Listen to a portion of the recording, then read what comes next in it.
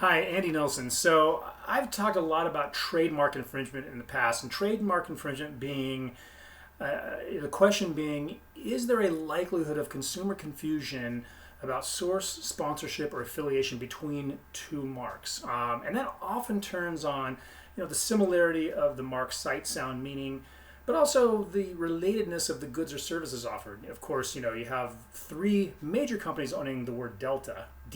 Delta, the same exact trademark, one for faucets, one for airlines, one for dental insurance. But nobody would confuse those. Same exact marks, but the industries are so unrelated that no consumer, reasonable consumer, is going to think that they originate or they're from the same place or that they're connected somehow. So when you don't have that, you don't have trademark infringement. But be careful, just because you have a completely unrelated product or service from some other company, but you like their brand imagery or something, it's one of their trademarks, you want to adopt that as well, which under most circumstances you may be free to do.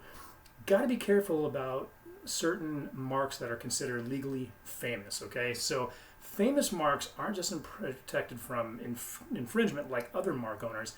They have something extra. They are protected from being diluted as well. Now, what does that mean?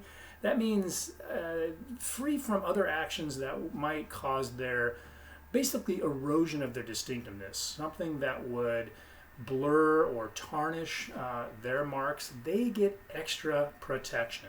Famous, it means a lot of different things in different states. But it's generally centered around the word famous, as in really well known. So here is the example I'm going to give you. There are a few companies recently that applied for trademarks. One for a light, I don't know if it was a flashlight or what have you, but it was going to be called TiVo Light. And the other, what was the other one? I forgot now. Oh yes, another was for tape. And I don't know if it was kind of a cellophane tape or a masking tape, but regardless, TiVo tape. So those were applied for, and I bet you know who had a problem with it. TiVo. Okay, now a lot of you probably don't know what TiVo is because I haven't really heard much about TiVo, but it was the first DVR, right? It was really the first DVR, and TiVo's still around. I think they've been making a comeback. Super famous. Really, I mean, they're famous for the name and that little kind of logo they had with the antennas that went up and down. And then, of course, the sound. Remember, if you ever used the remote control for TiVo, remember it went boop, boop, boop, boop. So that itself, oddly enough, is a trademark, but that's a different discussion. So anyway, so TiVo, for its digital recording technology, etc., said, hey, you guys cannot apply, you cannot go through with these marks. And so now you're sitting there going, okay, one is for tape. That's completely unrelated to video recording. And light, same thing, not even close.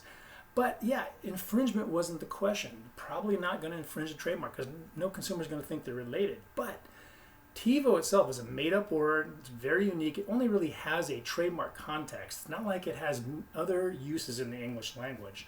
So you look at that, and TiVo, may not be as popular as it once was, but when it was out, it was everywhere, right? I mean, it was the only game in town, as I recall. At one time for a long time. So TiVo was super popular and arguably super famous.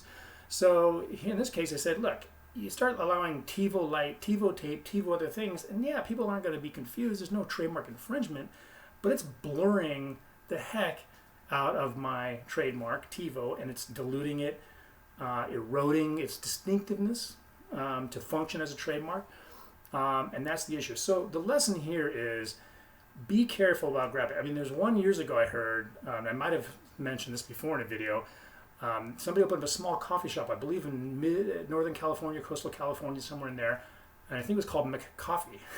And McDonald's came after that store owner. And again, you're going McCoffee, McDonald's, okay, no one's going to confuse them. That wasn't it. It was the dilution aspect, eroding the distinctiveness of the McDonald's name when it's in the restaurant services, so to speak, in that space, and that's what caused that was at least the crux of the complaint, so to speak. I don't know how it turned out. I think it might have settled, but at any rate, so watch it. The lesson here: be careful about grabbing on and using famous marks, even though you don't think it's going to be infringement. You might be on the receiving end of a dilution complaint. So anyhow, if you have any questions about this video, drop me a note below in the comments, send me a note, and if anybody else would benefit from the contents here, please feel free to share it. Until the next one, have a good one.